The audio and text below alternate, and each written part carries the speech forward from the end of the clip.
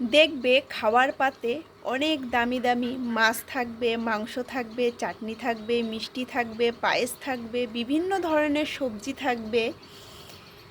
তো পাতের একটা কোণে সামান্য একটুখানি নুন থাকবে। সে কিন্তু তার জায়গাটা পাতের একটা কর্নারে জায়গা করে নেয়।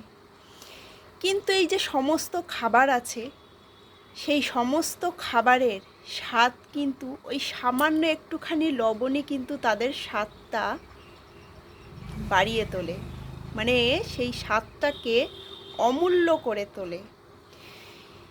ওই সামান্য নুনটুকু ছাড়া কোনো খাবারই কিন্তু মুখে তোলা যায় না।